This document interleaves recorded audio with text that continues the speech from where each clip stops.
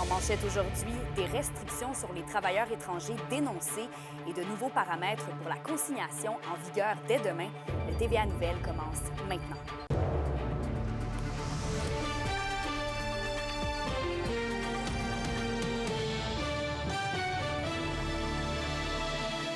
Bon vendredi tout le monde, bienvenue au TVA Nouvelles. D'abord, les chambres de commerce de la région ainsi que des entrepreneurs s'unissent pour dénoncer les nouvelles restrictions en lien avec les travailleurs étrangers. On parle de mesures comme la réduction de durée du contrat de travail ou encore une limitation du nombre de travailleurs étrangers. Ces nouvelles restrictions représenteraient un risque concernant l'enjeu de la pénurie de main-d'œuvre. Bien, évidemment, je salue cette sortie des chambres de commerce de la région parce que c'est important de mentionner qu'en Abitibi-Témiscamingue, notre situation est différente qu'ailleurs. Moi, la pénurie de la main-d'œuvre, notamment, puis les enjeux de la productivité de nos PME, conséquemment, c'est une priorité. J'ai amené cet enjeu-là au comité de l'industrie et on a fait un rapport là-dessus. Et plusieurs réalités de la région ont été mises de l'avant. Ensuite, les paramètres des contenants consignés sont élargis à partir de demain. La consigne sera maintenant étendue à tous les contenants de boissons prêts à boire de plastique de 100 ml à 2 litres. Et ça constitue la deuxième phase du projet de modernisation du système de consigne québécois en partenariat entre Consignation et le gouvernement du Québec.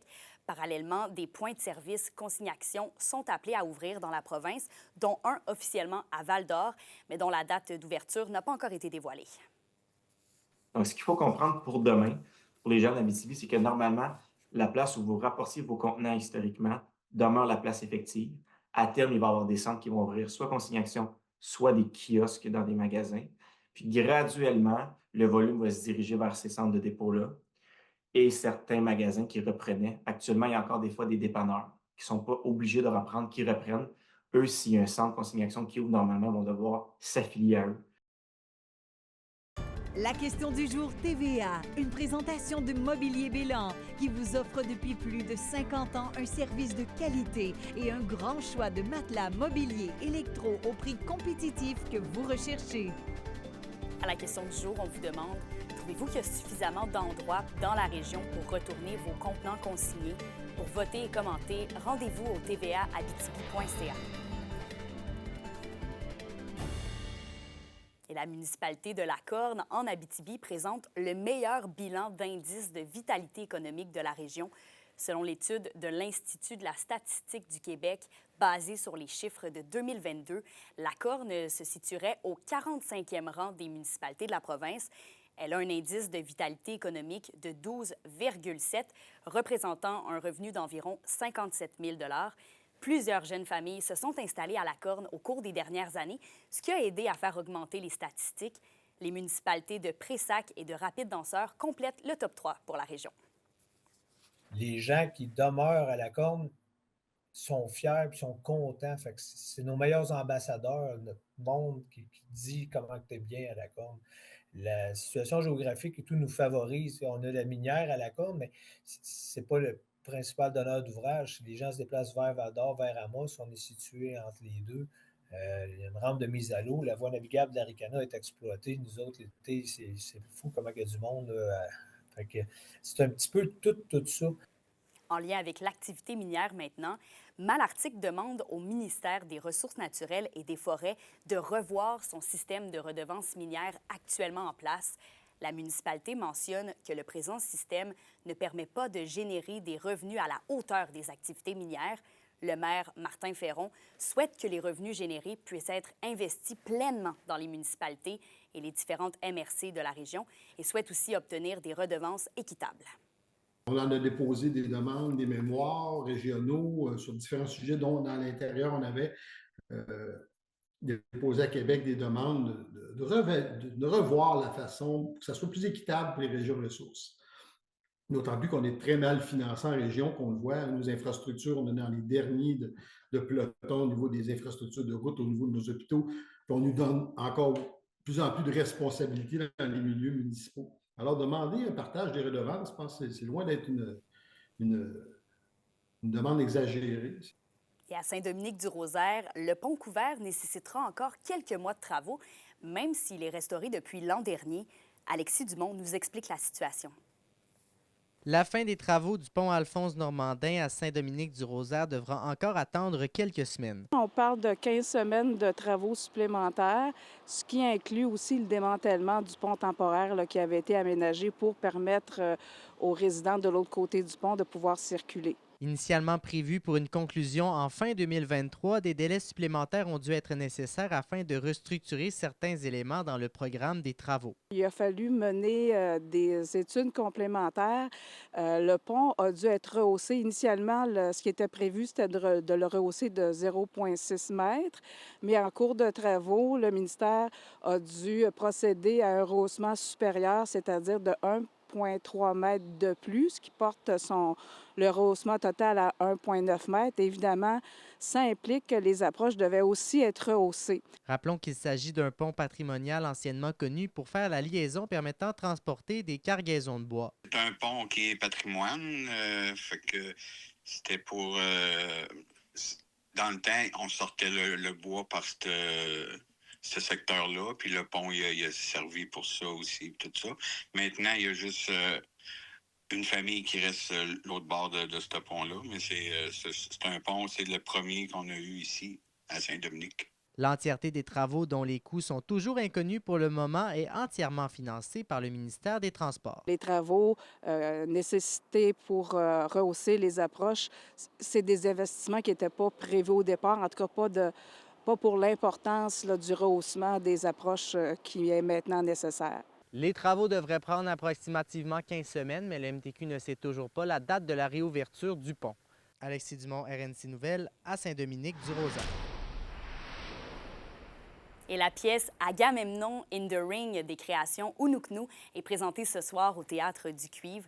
Écrite dans son entièreté en alexandrin et ponctuée de chansons d'opéra rock, la pièce revisite l'épopée de la guerre de Troie et les codes de la tragédie grecque, le tout entremêlé à l'univers des galas de lutte moderne. Et oui, et la pièce était présentée plus tôt cette semaine à Amos et Val-d'Or. Et elle termine son passage en région à 20h ce soir à Rouyn-Noranda. Des billets sont encore disponibles. Dans la LHJMQ, les foreurs étaient sur la route hier soir du côté de Shawinigan. Et Alexandre, c'est une victoire en surtemps pour le Varéor. Oui, Val-d'Or qui ont arraché une victoire 5-4 en prolongation face aux Cataractes. Une victoire qui s'est fait prier alors que les Cataractes ont inscrit 3 buts sans riposte dès la première période. Mais les hommes de Maxime Desruisseaux ont ouvert la machine en marquant un premier but à 7 minutes 59 secondes de la première période et s'en est suivi une remontée en règle complétée en prolongation par Noah Reinhardt sur une passe du capitaine Nathan Brisson. Reinhardt qui cumule d'ailleurs 3 points dans la victoire et le jeune Tchèque Samuel Fiala récolte lui aussi 3 points dans la victoire. Le prochain match des Foreurs est ce soir à Gatineau contre les Olympiques et dimanche à la maison contre les Saguenayens. Et du côté des Huskies de Rouyn-Noranda, l'équipe était à l'entraînement ce matin avant d'entamer un sérieux programme double. Oui, et on s'est délié les jambes ce matin à l'Arena Glencore. La Meurthe s'apprête à affronter coup sur coup les puissants Saguenayens de Chicoutimi, 4e au classement général. Les Huskies sont présentement 7e, mais c'est très serré. Ils sont à 2 points du 5e rang. Huskies qui, je rappelle, ont mis fin cette semaine à une dizaine de 5 défaites consécutives. Et j'en ai parlé avec l'attaquant de puissance, Bill Zonon, et il m'a confié que les dernières semaines ont été plus difficiles pour l'équipe. Zonon, lui, vous l'avez peut-être vu passer, il a passé les derniers jours à Montréal à l'occasion d'un important bain médiatique, parce qu'il est considéré comme le 3e plus bel espoir de la LHJMQ et potentiel choix de première ronde pour la LNH. Zonon a pu rencontrer l'organisation des Canadiens et discuter avec plusieurs figures du hockey professionnel. J'ai fait un petit retour sur son périple avec le principal intéressé. Je vous laisse écouter Bill Zonon. C'est une expérience spéciale pour moi. De parler aux médias, aux journalistes, d'être capable de visiter la Chambre du Canadien, parler à une couple de joueurs. C'est sûr que c'est des journées auxquelles je vais me rappeler le restant de ma vie. Puis, je pense que j'ai quand même été capable d'apprendre quelques affaires en étant là. C'est sûr que c'est 2 gros matchs pour nous, surtout à la maison. C'est une grosse équipe. On veut se prouver et prouver aux gens qu'on est capable de compétitionner avec eux puis de les battre. L'occasion est donc belle pour les hommes de Steve Hartley de reprendre le poil de la bête. Et pour ma part, je vous reviens ce soir en direct de l'Arena Glencore avec un segment complet sur le hockey de nos équipes de la région. On se dit à tantôt. Merci, Alexandre. Au plaisir. Et c'est soir de match aussi pour les Forestiers d'Amos. Ils affrontent pour la deuxième fois des séries éliminatoires l'Intrépide de Gatineau. D'ailleurs, les Forestiers d'Amos ont perdu leur premier match mercredi soir. L'équipe compte sur la population pour remplir le complexe sportif Desjardins, où ils tenteront d'éviter la relégation vers le premier tournoi de repêchage des séries éliminatoires pour la Coupe Jimmy Ferrari. Et le match est à 19h30.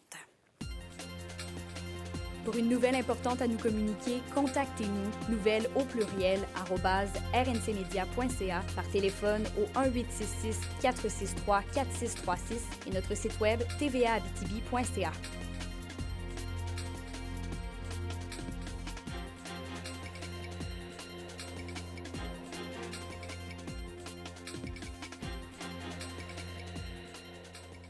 Les SADC de l'Abitibi-Témiscamingue et du nord du Québec vous présentent la bonne nouvelle économique TVA.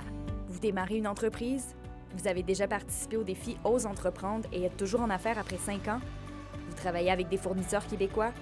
Inscrivez-vous au défi Ose entreprendre Abitibi-Témiscamingue et nord du Québec avant le 11 mars et courez la chance de remporter une bourse et d'élargir votre réseau d'affaires. Les SADC, partenaires de l'économie de la région. À la météo, on a eu un petit peu de soleil ce matin, mais pour le reste de la journée, ce sera des nuages. De la neige devrait débuter aussi tard cet après-midi. Il y a d'ailleurs un avertissement de neige au Témiscamingue avec une accumulation de 5 cm par endroit, maximum de -14 en Abitibi et de -13 au Témiscamingue. La neige va se poursuivre ce soir partout en région. Une accumulation de 10 cm quand même au Témiscamingue, minimum -19 degrés tant au nord qu'au sud. C'est donc complet pour ce bulletin d'information régionale. Passez un excellent vendredi. On se retrouve plus tard.